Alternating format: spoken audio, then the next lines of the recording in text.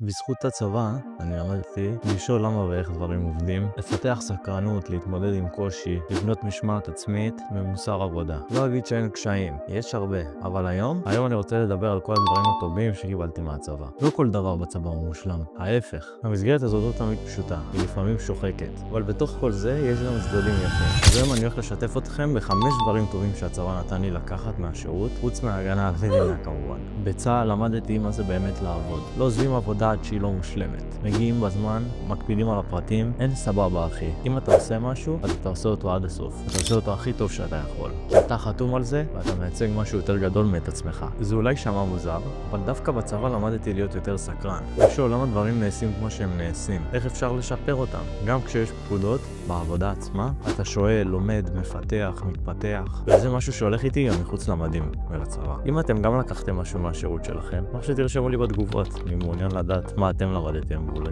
יש משהו שפספסתי וגם אני למדתי. אז בלי יותר די ברבורים, בואו נמשיך בסרטון. הדבר אולי הכי חזק שלמדתי בצבא, זה לקום ולעשות גם כשלא בא. אמצע הלילה, לפנות בוקר, צהריים, יום שבת. לא משנה, אתה עושה את העבודה שלך. וזה עובר גם לאזרחות. בסוף היוטיוב, 11:03 בצה"ל, עד שיש לי 3 ימים של שקט.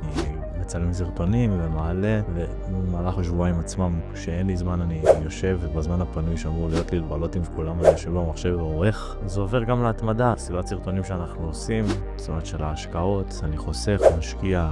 מאיפה קיבלתי את הכוחות האלה? למדתי אותם בצה"ל. הצבא לימד אותי גם להסתדר לבד. אתה נשלח למקום לא מוכר, עם אנשים שאתה לא מכיר, בתנאים לא פשוטים בכלל. ואתה לומד לפתח אור של פיל, לעשות לעצמך פינה בטוחה, לסמוך רק על עצמך. וזה גם משהו שהולך איתי הלאה, כי אני לא מתכנן להיות תלוי באף אחד במהלך החיים שלי. ובגלל זה גם אני עושה את הסדרה הזאת של עצמאות כלכלית, ובגלל זה אני מנסה מעכשיו לדאוג לעתיד שלי. הערכה לדברים הקטנים, אני מעריך את המים החמים, את האוכל החם, המיטה הנוחה, בגדים נקיים, כל הדברים הקטנים שקודם נראו לנו מובנים מאליהם, פתאום מרגשים. זה גרם לי להעריך גם את המשפחה, בזוג שלי, שאני אוהב אותה מאוד. ברור, יש גם צדדים קשים, אבל אם מסתכלים נכון, אפשר לצאת מהצבא עם כלים לחיים. אני שיתפתי אתכם בכלים שאני קיבלתי מהצבא. עכשיו תורכם לשתף אותי. אז מה אתם לוקחים מהשירות שלכם? נשמח שתרשמו לי למטה בתגובות. ואל תשכחו לפרגן לי בלייק וסאב, כי זה יעזור לי מאוד להמשיך, וגם לתמוך בתוכן שלי בערוץ. זו הדרך שלכם להחזיר לי על ההשקעה שאני נותן לכם.